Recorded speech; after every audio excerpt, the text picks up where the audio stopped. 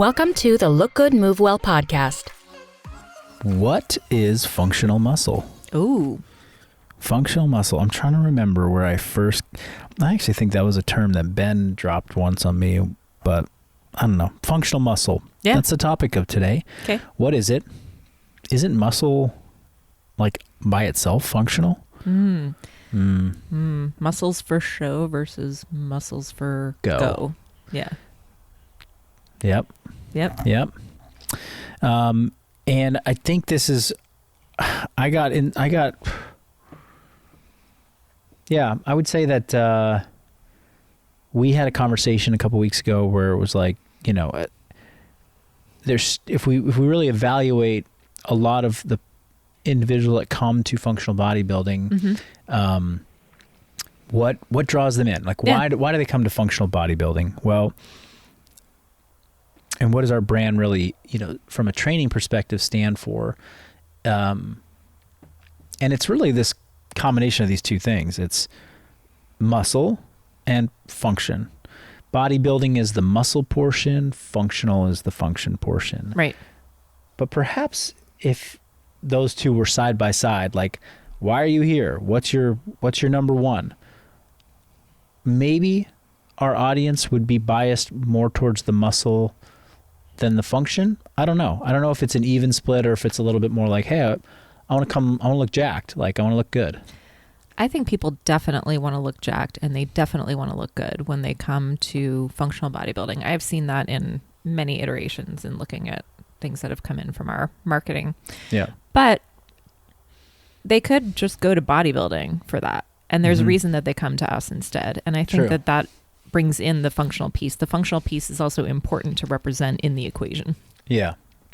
And I know for a fact that, like, if you've ever experienced, call it looking good or just being muscular, but you've lacked what we're going to bucket as function, or there's been something that has felt not functional about how your body is when it looked like that, that you really might resonate with this.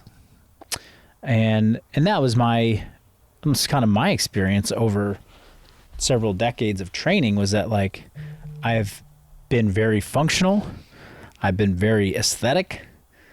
I've been very aesthetic without function. I've been very functional without the aesthetic, and I've been maybe a blend of both. And when did I feel my best? And when did I look my best? And, you know, those things kind of led me over time to sort of want to find an optimal hybrid of both. Yes. But the question that we have to answer is, like, well, what does it even mean to be functional? Because functional bodybuilding, matter of fact, there was a comment that came in on, like, you know, maybe a YouTube comment or something like that, but, like, this is, you know, something like, this is silly. Like, bodybuilding and functional are like, they're opposites. Like, they don't even go together. Like, why would you even have them in the same sentence? Like, you lost me at functional bodybuilding. Wow. I was like, I clearly didn't lose you because you made a comment. Because you're still here talking to me. You're still here talking about this. No. And then also, you know, there are few terms that are thrown around in fitness and health and fitness more frequently than functional. Yeah. Without a very clear definition. I mean, like, carbohydrate gets talked about a lot, but we know what a carbohydrate is. Like, there's no argument about that. But it's like functional, you know. What does that even mean? Yeah, what is that? Right. Yeah. And I had a mentor and a coach for many years who just was adamant that, like, function is just, it's defined by what your life entails, like your daily life. And to a certain degree, I understand, like, if you don't have to snatch 100 kilos, like, why would you go and pursue that in your fitness, you know, program? Like, that doesn't apply to your life. Like, you know, you walked in to say, I want to feel good and look good. And, you know, this is my daily life. This is my daily routine. This is my greatest aspiration is to hike a mountain. Okay, come on, let's go snatch. It's like, wait a minute, that doesn't meet your function. So I understood that from a coaching perspective, and like how to evaluate, a customer coming in, deciding, what does this person have to do? What are their needs? What exercises can we select to really get them the muscle mass, the body composition, the function that they want, the strength that they need, and let's avoid the stuff that's, would take more time, energy, skill, development, effort, to learn how to do safely, when we can get to their goals another way, more safely and effectively and efficiently. So that was one kind of model of talking about function. And then, then I kind of came up against like, well, I would say a lot of people's daily function is like, they don't do a lot in their days. Like if outside of fitness and like, outside of the gym and fitness, and very, very infrequently, like, I have to pick up my kids and walk up and down stairs in my house. Like, I don't have a lot of functional needs in my day-to-day life. I sit a lot at my desk. I like pick up the groceries and bring them in the house. Like, I don't need a lot to get through my day. Yeah. And most people don't need a lot to get through their day. Yeah. To be able to execute the actions that are required for their day-to-day life. So that might be like, well, you don't need to be that strong because, you don't do much. Like, you don't need to have a lot of cardiovascular fitness because you just need to really be able to like, so then it's like, well, what is function then? Yeah. And maybe that definition falls short. So I think it's not just about looking at what we have to do in a day, but it's looking at our physiological capabilities and capacities. What is our bodies? This is a machine. This is like, let's just think of it as like a machine. Yeah. The machine has a user manual to it. And when you open up the user manual, it's like, well, this part of the machine is supposed to be able to bend like this and do this and jump like this and perform in this way. And, are you going to use it to its full capacity in your lifetime? Are you going to attempt to use it to its fullest capacity? Like, let's put the machine to work and aim to like use all of its parts, because this machine also has a disclaimer on the user manual that says, use it or lose it. Yeah. Right. This part of the machine functions in this way optimally. If you choose not to use it for the next 6 months or a year, you will lose that feature. That feature will be gone. Mm-hmm. It's like if you never run Word on your computer after 6 months, the app deletes. Oh, fuck, I don't have that app anymore. And then a year later, you're like, I kind of want that back. Well, sorry, you didn't use it. So we got rid of it. Yeah. And this is where I'm like big on the functional thing. It's like, yeah, you might not want it today. You might not need it this week, but if you lose that function, it's going to bite you in the ass later. Yeah. And function could be ankle dorsiflexion, hip extension, shoulder extension, vastus medialis muscle tone. That's the quadricep. That's a quadricep muscle. It could be anyone. It could be, a VO2 max of whatever, like a cardiorespiratory, or a aerobic power metric, something like that. Let's work to keeping these things. And I think we're getting better at understanding like what are elite levels of, machine moving parts, and what are advanced, and what are high level, and what are moderate, and what are below average, and what are substandard, and what is unhealthy. Like, we can kind of stratify, what function looks like, but we should be chasing optimal full use of the function of our body in our training efforts, in our movement efforts every day, so that we don't lose them. And the final point here, before we open this up further, is that in the pursuit of muscle and looking good, many, many programs and approaches historically have cut corners in order to get the muscle tissue to grow and to look bigger and to cut fat and to do all the things, manipulate the look, cut corners on the functional definition that I just discussed. If I can squat halfway down, I can do partial range of motion, and that gets my muscles to pump and grow. Awesome. That's all I care about. But then 3 years later, man, I got good muscles, but man, I can't even extend my arm anymore. I can't do the full range, and I got elbow tendonitis now, and I have limitations. I have to take a break. And so we see that in the pursuit of muscle with some historical methods, we arrive at, I'm not as functionally capable in all the parts of my machine. Yeah. One way that I like to think about it is the availability to taste and take part in all of the delicious things that life has to offer physically. And one thing that I'm thinking of just as an example is I'm going on vacation next week with my bestie, and we're going to go to New York and stay in a 6th floor walk up in New York City. So I'm like, can I grab my suitcase? Can I run to a plane? Can I put it in the overhead bin? Can I carry it up 6 flights of stairs? Can I go with her? She's not into the subway or enclosed spaces. So can we go and, walk around wherever we want to be in New York? Maybe we'll get a bus or a car, but most likely just on foot. Uber. They have these things, but it's different when you're on foot. You get to partake more. Oh, I'm not saying you should do it. I'm saying that you can get from 32nd all the way down to first in about 15 minutes if you're really moving. But these are things that I don't take for granted, because there are many people that I know in my life right now where any number of those things would be a serious obstacle. Totally. And that's just sort of like a basic level for me. I'm like, yeah, I wouldn't even think twice about any of those things. Yes. But I could, take part in any number of things and enjoy life and vitality, hopefully for a long time to come, if there's this training in place. Absolutely. Yeah. Yeah. I'm like,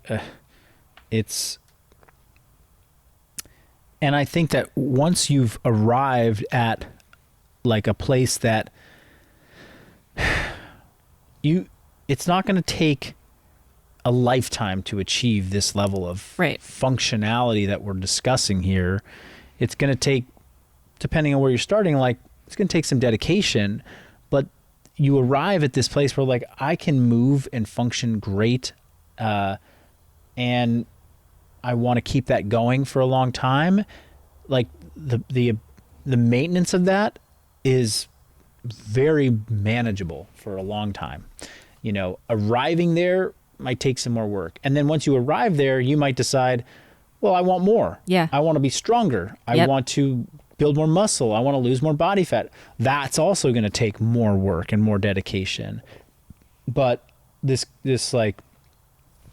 having access to all what life, the great things that life has to offer us and the opportunities that are out there to engage in them, you need to have a certain amount of function. And the 20s and 30s and 40-year-olds listening might not be so concerned with I can get through it, but the 50s and the 60s and the 70s and the 80-year-olds, that's where it starts to become can I do that? Mm-hmm. And I think about my parents, I think about my in-laws, just that generation. I'm like, are they able to keep this functional capacity for a long time? I know my dad gets to do the things he loves. He gets to walk on the golf course, play 9 to 18 holes a day, and he feels really good doing it. But I know that he has pain and he has a hard time doing this and getting up and doing that. And I'm like, well, how do we manage that over time? I know that's not the topic of today, but it's how do we build functionality? How do we not get pointed in the wrong direction of I'm trying to change the shape of my body and come in and, look really good, and in the process, lose some of that functionality. Right. And especially if, a younger audience that might be listening is I just want to look jacked now. I'll worry about function later. Mm-hmm. It's you don't have to choose, is what we're trying to say. And that's central to functional bodybuilding. And that is why people, I believe, come here. It's I can look good and move well. And that is our tagline, because it's not a choice that you have to make. Yeah. And I hate to see people I know in the industry who are like, just they're breaking down year after year. They're still looking really good, but they're like, it's just part of, it's part of living this lifestyle. It's part of looking this way. It's like part of going hard. Yeah, you're just going to like break down. Yeah. And I'm like, yes, if you approach it with a certain mentality, but I outlined recently in like a YouTube episode, a YouTube video, sort of like these 3 key philosophical points that I keep in mind, even when I'm approaching like, how do I build muscle? Yeah. And we have to understand how joints move through a full range of motion, what movement patterns look like when they're done to a full range of motion, because you can build great muscle using full range of motion exercises, despite what you see a lot of people do in the gym, which is do partial range of motion to leverage more weight on the bar. So that's one thing. The second thing is that, there's let's say there's 20 classic exercises out there that are used in every bodybuilding program. They recruit big muscles. They're known for helping build muscle mass. Leg press, leg extension, hamstring curl, bicep curl, lat pull down, cable row. Like I'm going to list the big hit, the classics, right? You can do all 20 of those and build a bunch of muscle. But if you never get outside of those 20 movements, you're going to have a lot of strength, stability, range of motion, movement pattern deficiencies and deficits. I think that the brain needs to connect with new movement. So the second point is that keep variety in your movement and exercise selection. It's so important. It's so important to get outside of just the same 10 things and expand your movement. It doesn't mean you go and do crazy, gimmicky stuff. This is where I said, go on this channel, this YouTube channel you're listening to right now, Functional.Bodybuilding, search for, split squat, and you'll get 20 different variations of the split squat that you can do. Mix those into your training, right? That's variety on top of foundational exercise that builds muscle. And then the last one was the mistake I see a lot of people making is they focus too much on, it was not enough unilateral training and a bias towards isolation exercises too. Right. And so with unilateral training, we'll just start there. It's like we kind of exist in a world of unilateralism. If you're talking about moving, let's just take the example of I got to grab my suitcase, I got to get it in the overhead bin, I got to race to get into the cab on time, and then when we get there, I got to hike up the 6 floors to my apartment, and then, okay, you pick up the suitcase. Even if you have 2 suitcases, they don't weigh the same. One side's heavier than the other. You got to run, you got to lift it up. You're reaching from one side, you're twisting, you're putting it in the overhead bin. For the last 5 inches of that, you got 2 arms lifting it up. The rest of the time, it's unilateral. Going up the walk up, you're climbing stairs 1 foot at a time. Lift up, lift up, lift up. You're doing everything kind of one side at a time in life. And then you go to the gym and you do double-legged leg press, double-legged leg extension, double-legged leg curl, double arm press, double arm row. It's like, where is the one arm, one leg, one core side at a time training? Yeah. Let's train in a way that mimics what the behaviors and the capacities of our body are in real scenarios. And on top of that, there's benefits to unilateral training that recruit more muscle, that add volume to your workout, that can hit all the same things that would build muscle. Let's just make sure we do that. And, don't get so caught up in like, let me just train this one portion of my body. It's like, let's train more compound or dynamic or kind of exploratory movement patterns that take us in through big ranges of motion. Yeah. I think another good point to bring in is also how when you look at training muscle functionally through this lens of strength balance, incorporating unilateral training, incorporating lots of variety, there's also just a very different enjoyment level, I think, personally, and I know many people share this, of the training, because it's like, great, I can get jacked looking and I can still do isolation. We are very pro bicep curl in this gym.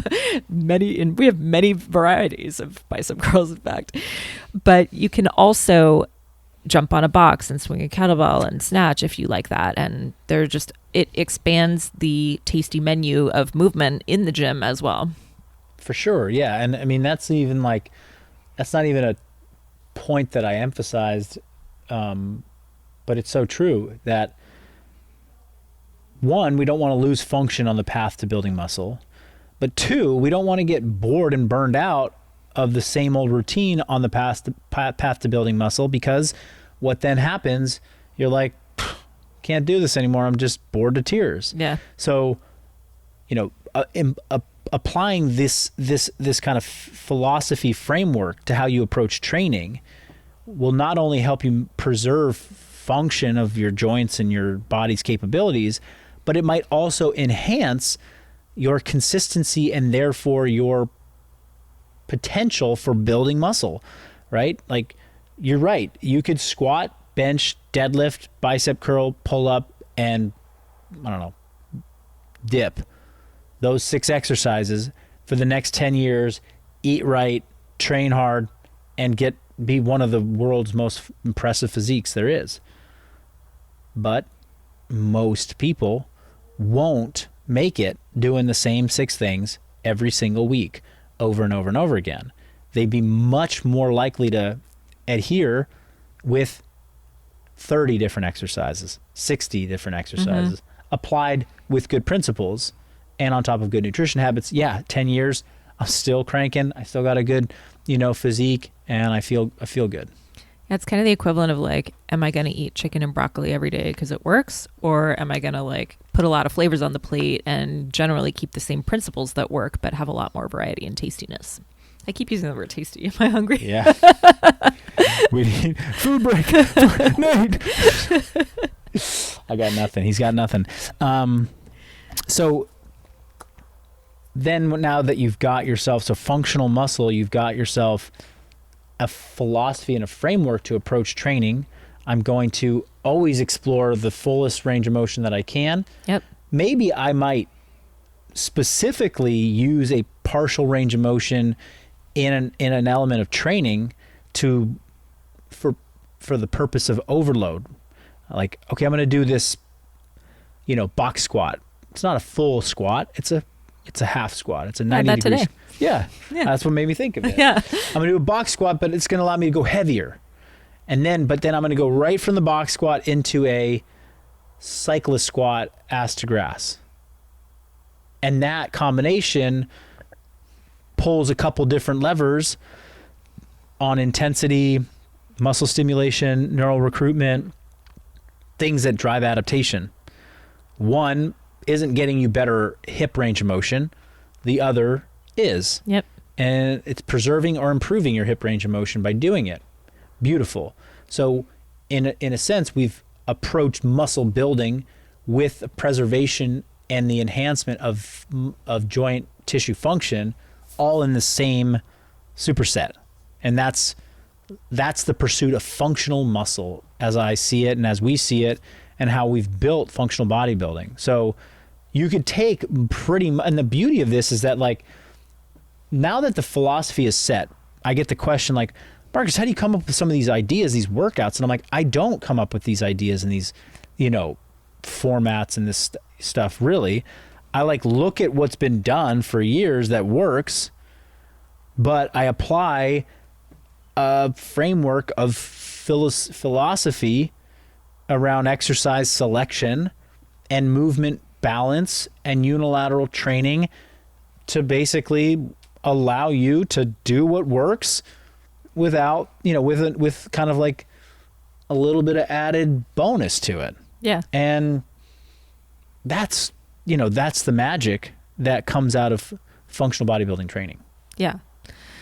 Well, I know that a lot of people who listen to this podcast have already experienced functional bodybuilding. And I think obviously the best way to experience functional muscle is to at least give one of our free workouts a try that we have all over our social media or on our website.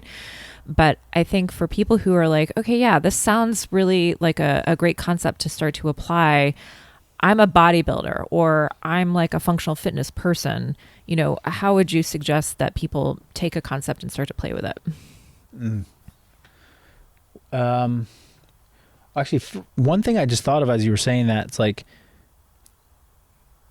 I know a lot of people who have done functional bodybuilding. People are listening, like, I get it. I do this. You're preaching to the choir.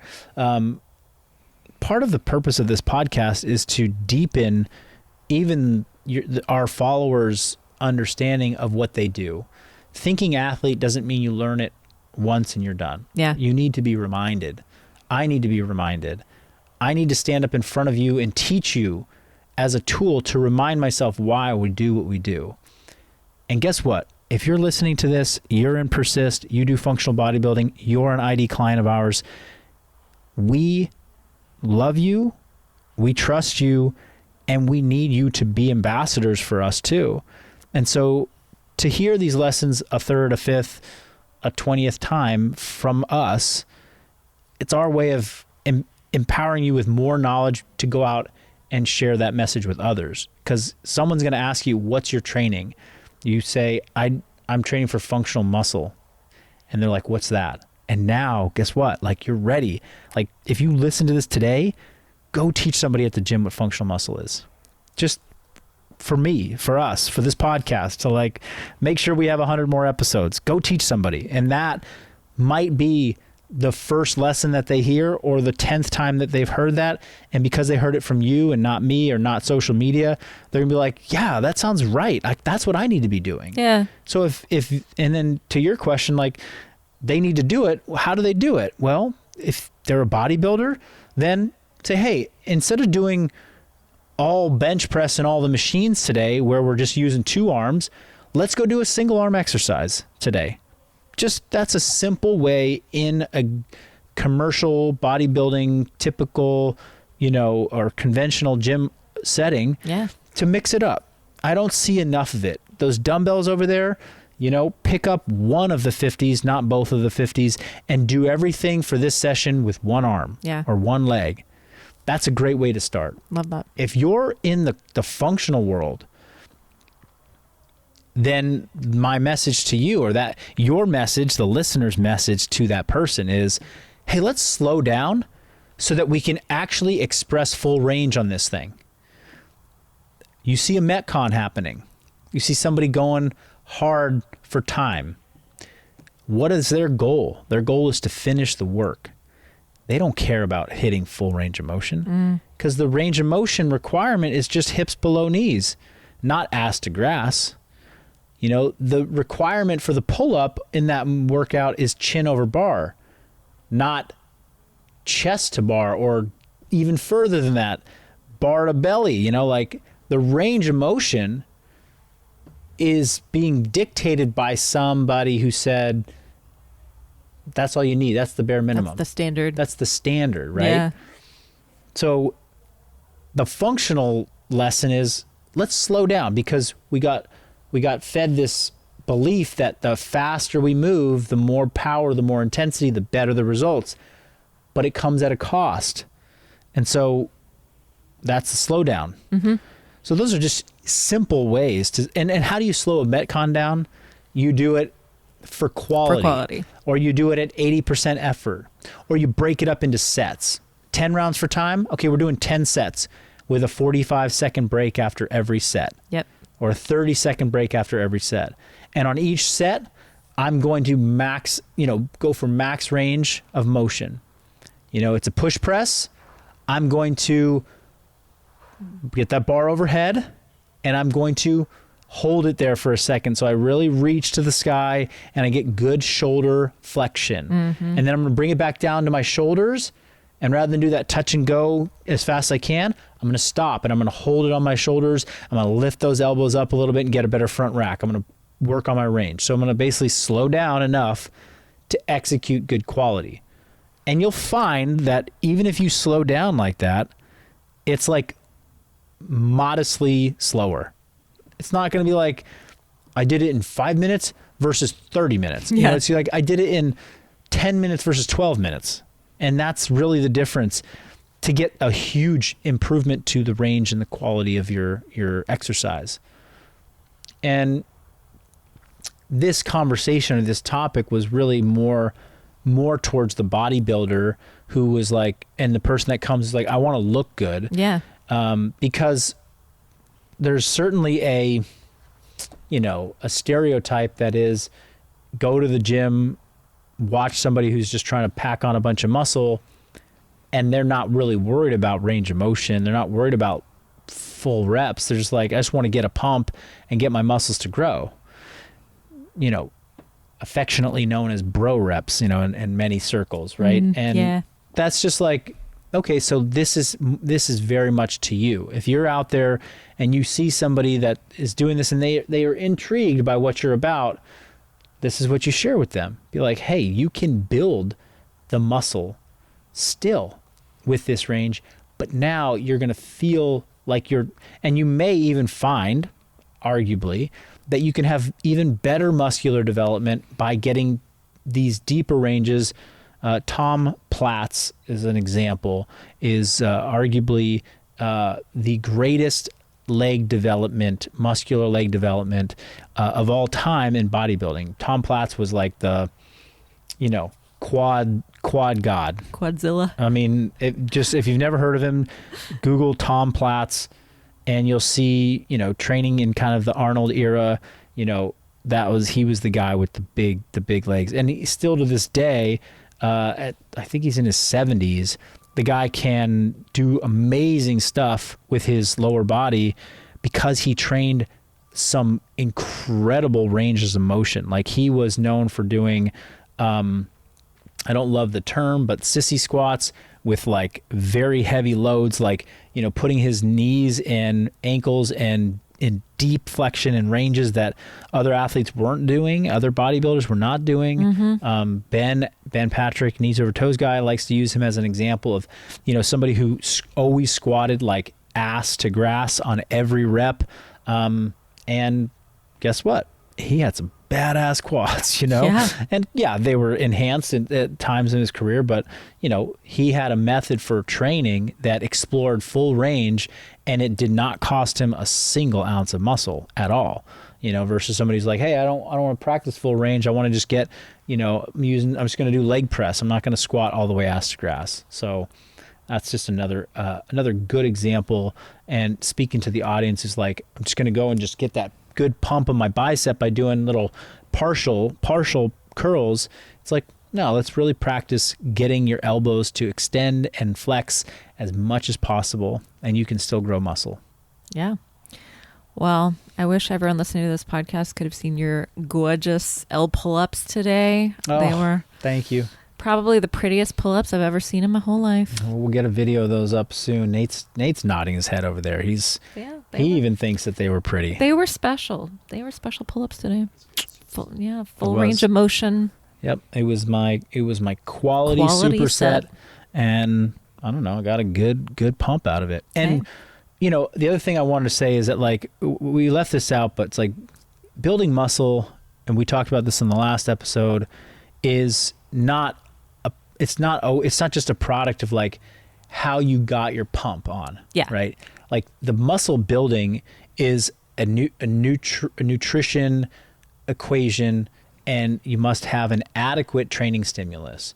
For most people listening right now, unless you're a pro bodybuilder and you've been doing this for 20 years, the adequate muscle stimulus that you need is achievable easily with what we're talking about from a philosophy standpoint. The diet stuff, that's another story. You got to work on getting your protein. You got to work on getting the calories that you need to grow muscle. But on the training side, you don't need to be doing like these, you know, the training programs that bodybuilders are using who have been training for 20 years. Like, to get that pump, to get that hard stimulus, they got to do pretty intense, crazy stuff. Yeah. Again, if you're not that person, you don't need that. So, you know, yeah, somebody who's 20 years into training might need to do some overload principles to get their quads to like get the stimulus, which might include doing something super heavy for not the best range of motion or quality. But that's a very, very select group of people that are chasing a goal that has nothing to do with function. Yeah. They don't care. Like, stay out on stage, look impressive. I don't care if you can even touch your toes. Like, that doesn't matter. Right. You know, like, you don't get extra points for, you know, being able to do a nice couch stretch when you're at the bodybuilding show. So anyhow, that's my final thought. Right on. Thanks for joining us today. Anything you'd like to leave people with on this one, Satya? Come try functional bodybuilding if you haven't already. Yeah. And again, if you have tried it already, what's your homework today? Please go and teach somebody this weekend or at the gym this week, what's functional muscle? Yeah. And I'd love to hear what they said back. So shoot us a DM, send us an email, and drop a comment on the YouTube of this episode. If you're not watching us on YouTube, go to functional.bodybuilding. Functional bodybuilding. Functional on YouTube. Yeah. Functional bodybuilding on YouTube, excuse me. Or functional.bodybuilding on Instagram. Thank you. Yeah. Correction. And subscribe to the channel and watch some of these episodes video. And then there's tons of coach breakdowns that we have been releasing lately, which I think are, love those. Now that we've done it for several months, I feel like we got a pretty good library of stuff. We did a couple really good ones today on dip mechanics, and then the exercise, the hamstring march, just as like two specific examples of what's there. But I'm breaking down principles in functional bodybuilding, why we do them, hopefully can help your training. And then as always, we've got exercise demos for days on that channel too. So if you want to explore some more creativity and exercise variation, like I talked about at the beginning, it's a simple place to go. So functional bodybuilding on YouTube is the place to go and subscribe and tell your friends about it and go get your functional muscle. Absolutely.